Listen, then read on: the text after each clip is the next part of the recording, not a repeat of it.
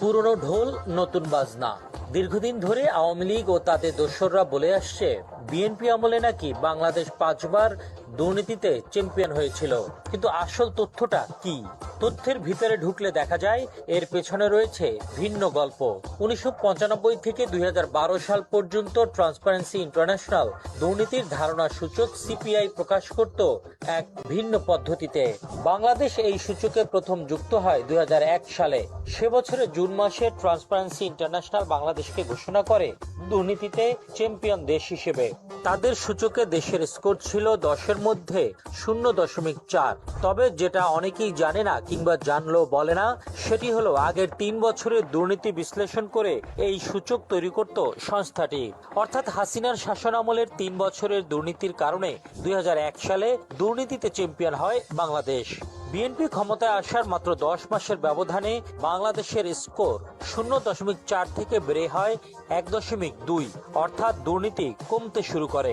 2003 সালে স্কোর 1.3, 2004-এ 1.5, 2005-এ 1.7 এবং 2006 সালে বেড়ে দাঁড়ায় 2.0। অর্থাৎ বিএনপি আমলে দুর্নীতি ধারাবাহিকভাবে হ্রাস পায় এবং বিএনপির সময়ই বাংলাদেশ দুর্নীতির চ্যাম্পিয়ন তকমা থেকে মুক্ত হয়ে তৃতীয় অবস্থানে উঠে আসে। তাহলে বাংলাদেশকে দুর্নীতির চূড়ায় তুলেছিল কারা? উত্তর একটাই, আওয়ামী লীগ। আর দুর্নীতি কমিয়েছিল বিএনপি সরকার। তবু এই তথ্য বেশিরভাগ গণমাধ্যমে আসেনি কখনো। প্রোপাগান্ডা ছড়িয়ে মানুষের মনে গেঁথে দেওয়া হয়েছে বিএনপি আমলেই দুর্নীতি ছিল চূড়ান্ত রূপে।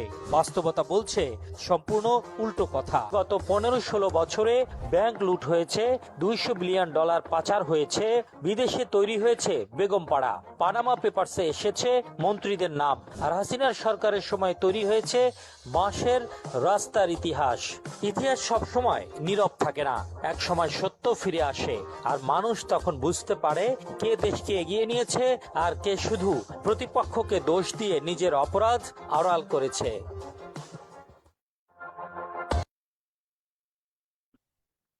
Thank you.